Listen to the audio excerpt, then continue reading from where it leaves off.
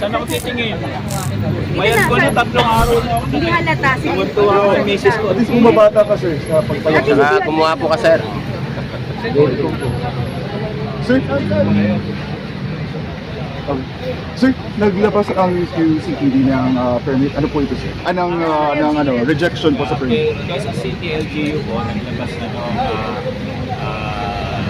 apply nila doon sa request ng permit po today na nakasaad doon na dinideny po yung rally permit ngayong November 18. Anong cause ng pakibasa na lang doon, I think may na-violate yung sa Memorandum of Understanding. Kasi pumirma po tayo doon, kasama yung MMDA at LGU at ang organizer. So yun lang po ang sinerve na ngayon ng LGU. So nakausapin natin yung organizer kung pwede mag-dismantle na sila ng mga states para madaanan po ito kasi meron din community dito na tumatawag din.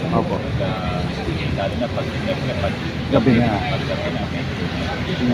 May oras ba kayo, sir, na binigay sa mga Organizer. Pag-ising na, nandiyan pa naman yung CDM contingent natin. Pwede naman silang makiusap. Alam naman natin mahirap maghanggang ng mga telde. So, nag-start na rin pati yung LGU at yung PNP na magalis na rin ng mga barricade, steel barricade natin nilagay dyan dito sa White Lake. Sir Silvio, I think they will be having a press con mamaya 1 p.m. If they will push through dyan sa press con, anong pwedeng gawin? Anong gagawin ng PNP? Naka-monitor naman yan. Okay. Kausapin lang yung mga ground commander natin.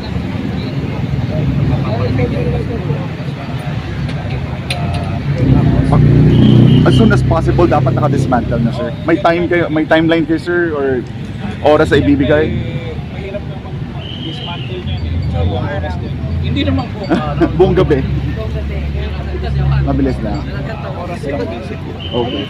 Kasi na po, any way to compensate para lang matuloy nila kasi may plano din daw sila na program mamaya. DTI. Nandiyan naman yung siyempre LGU naman ang isang nakapirma dyan. Hindi ka natin kung anong magiging action ng LGU. But definitely, nakamonitor din yung depots dito. Hindi pa rin sila. So to clarify po, hindi na pwedeng mag-conduct talaga ng any activity.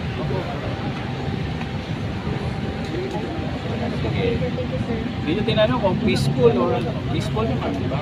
Peaceful naman, sir.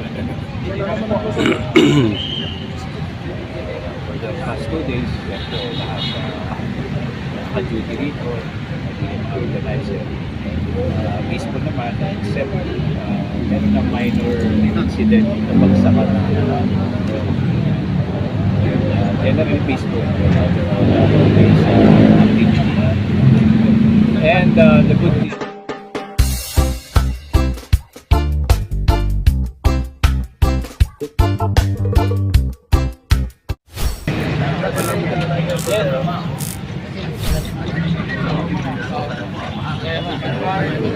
Ano nila dito? Yung yata ng permit.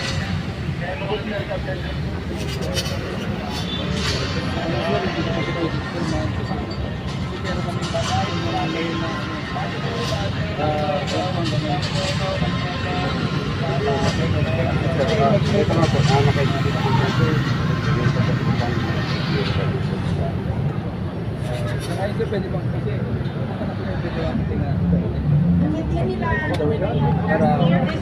para po siya po mismo kahit huwag mo pirmahan, ipopost lang para compliance while waiting pirmahan, ipopost niya ipopost madali lang ipopost lang para pagdating nila alam na tapos mo lang pre ma'am, hindi lang yung pirma hindi lang yung pirma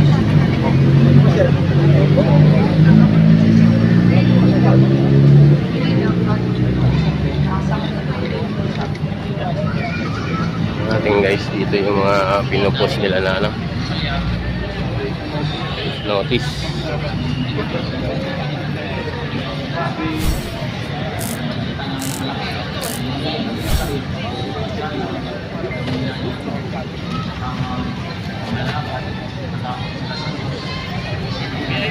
Ayun natin kung may event pa kasi. Ito na, okay. Closure ko na to.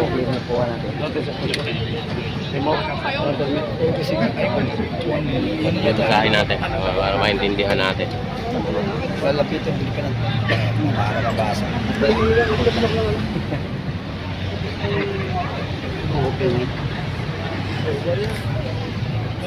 Ano mga alin mga kapatid? Eh, nandito kayo eh. May notice kasi guys.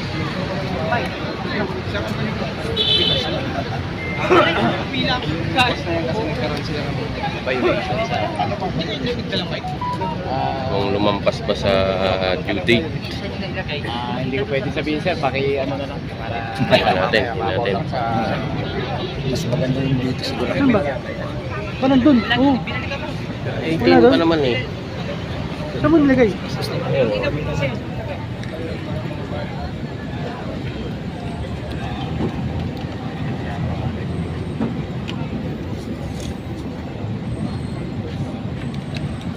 Diba? Meron pa naman eh. Hindi pa Paul.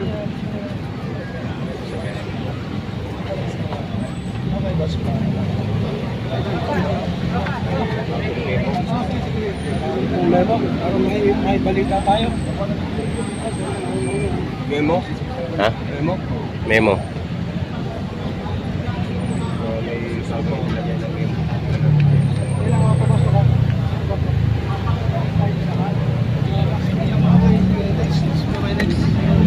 17.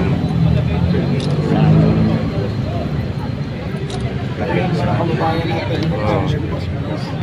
May violation daw. Public order executing. Bagong memo.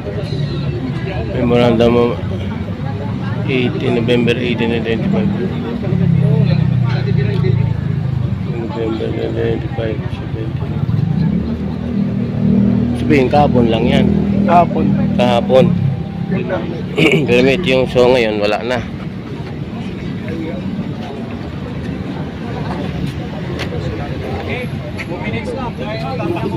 May camera ka? Or your cellphone na Google? Tema na pa, sige go. This side. Okay. Wait lang po. Sige, saan ako titingin? Mayat ko na 3 araw na ako. Hindi halata. Sige. Tuwa ako ang misis ko. At least bumabata ka sir sa pagpayag. Saka kumuha po ka, sir. Sir, sir, naglabas ang QCPD ng permit. Ano po ito sir? Anong rejection po sa permit? Quezon City LGU po, naglabas na noong reply nila doon sa request ng permit for today na nakasaad doon na dinideny po yung rally permit ngayong November 18. Anong cause ng pakibasa na lang doon, I think may na-violate yun sa memorandum of understanding kasi pumirma po tayo doon kasama yung MMDA Yeah. at LGU at ang organizer. Opo. So yun lang po ang sinerve na ngayon ng LGU. So nakausapin natin yung organizer kung pwede mag-dismantle na sila ng Okay. mga streets para madaanan po ito kasi meron din community dito na tumatawag din. Opo. Lalo na pag Gabi na. paggabi na. May oras ba kayo, sir, na binigay sa mga Organizer. Pag-ising na, nandiyan pa naman yung CDM contingent natin. Pwede naman sila makiusap. Alam naman natin mahirap magtanggal ng mga template. Okay. So, nag-start na rin pati yung LGU at yung PNP na nagalis na rin ng mga barricade, steel barricade na nilagay dyan sa dito sa White Lake. Sir Silvio, I think they will be having a press con mamaya 1 p.m. If they will push through dyan sa press, anong pwedeng gawin? Anong mga gagawin ng PNP? May nakamonitor naman yan. Okay. Nakakausapin ng mga ground commander natin. Makapagbigyan ng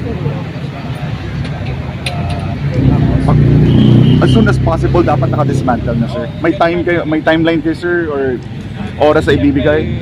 Mahirap naman dismantle Buong araw. Hindi naman po Buong gabi. Buong gabi. Mabilis na. oras lang din siguro. Okay. Because, kasi lang po, any way to compensate para lang, matuloy nila. Kasi may plano din daw sila ng program mamaya. BPI.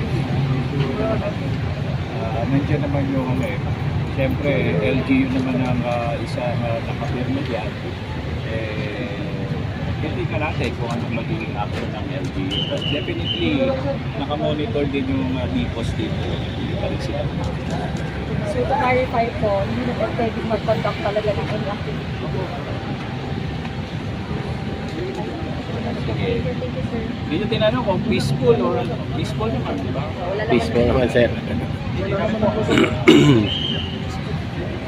For the past 2 days, siyempre lahat naka-duty rito, naging organizer.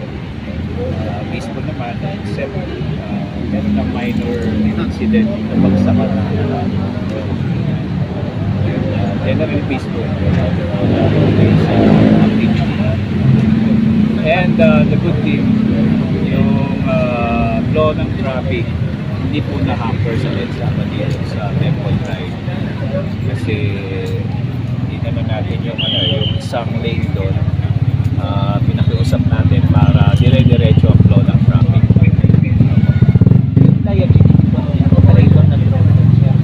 At under investigation at nakikipag-cooperate naman sila. Hindi naman ang usapan. Pero kung hindi siya makipag-cooperate, definitely na violence. Nag-uusap na yung victim at saka yung person na pinag. Okay, thank you. Thank you, sir. Thank you, sir. Matulog na din po kayo.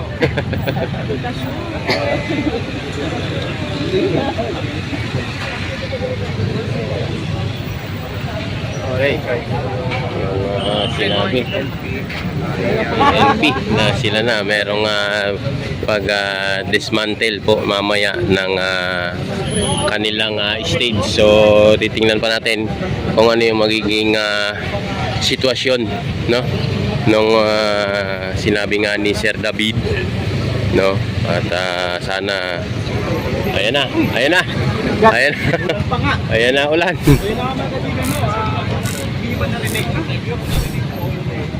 So dito tayo, preskon to preskon. So yun guys, dito muna tayo, tago at umaambon.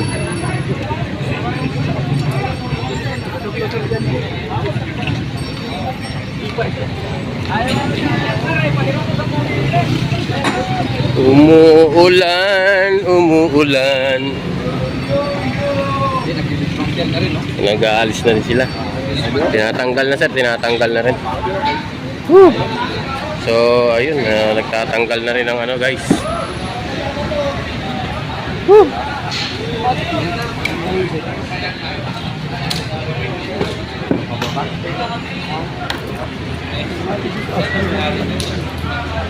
Umulan na, umulan. Permit.